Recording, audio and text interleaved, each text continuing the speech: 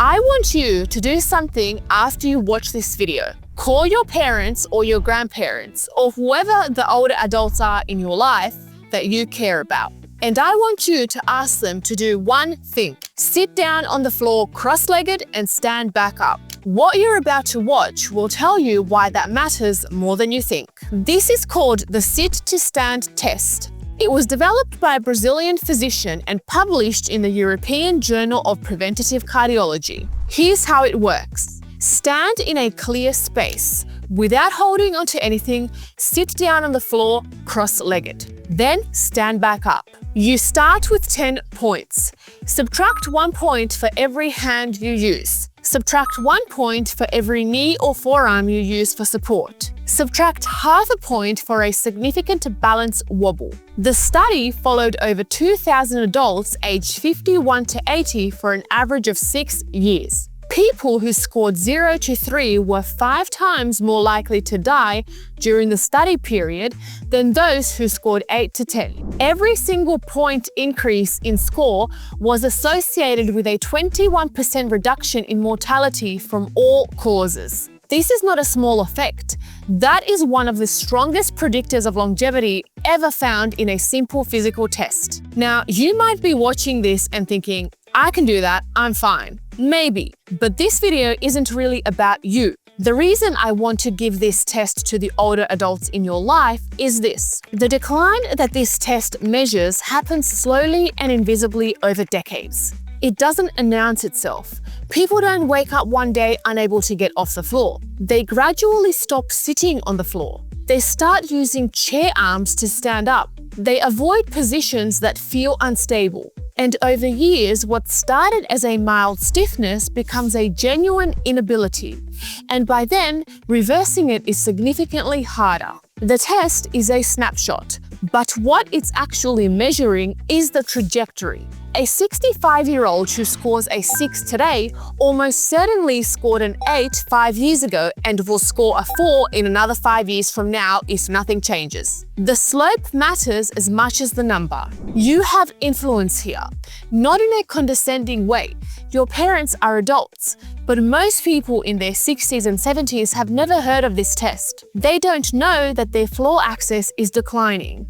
They don't know that it's reversible. They don't know that the habit that they need to build takes less than 5 minutes a day. You can change that. Let me break down what each deduction is actually telling you because the number matters less than what caused it. They used one or both hands to get down.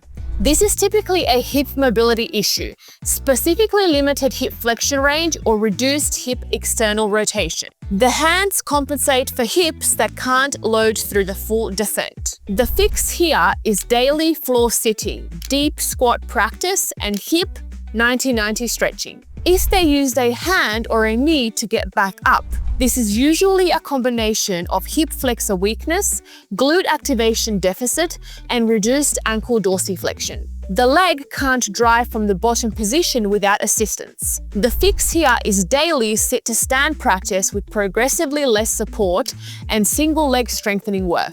If they wobbled significantly on the way up, balance and proprioception is the deficit. The vestibular system and the proprioceptive feedback from the ankles and the hips are not communicating quickly enough. This is the most important one to address. It's the deficit most directly linked to fall risks. The fix here is single leg balance training, eyes closed balance work, and floor transitions practiced slowly. And if they couldn't get down at all, this is not a fitness problem. This is a fear problem compounded by a mobility problem. The floor has become psychologically foreign. The entry point here isn't the test. It is simply sitting on the floor every single day with furniture nearby for confidence until the floor stops feeling threatening. The single most effective thing an older adult can do to improve their score is also the simplest. Sit on the floor every day.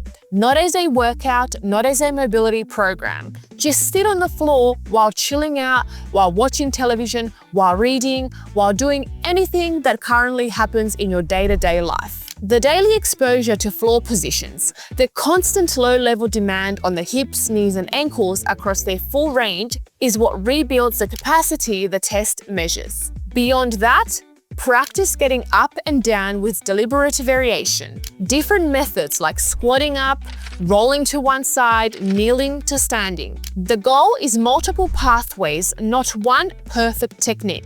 Remove the urgency. The most common error is rushing.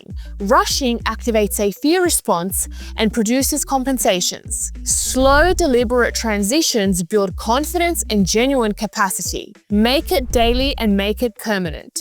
This is not a 6-week program. This is a lifelong practice. The capacity that the test measures is maintained through continuous use. You don't retire from getting on the floor. The research suggests 8 or above as the threshold associated with significantly lower mortality risk. But I would argue for a different target, a perfect 10, predicted in multiple variations. Cross-legged, kneeling, from a squat, with eyes closed, from lying flat on your back.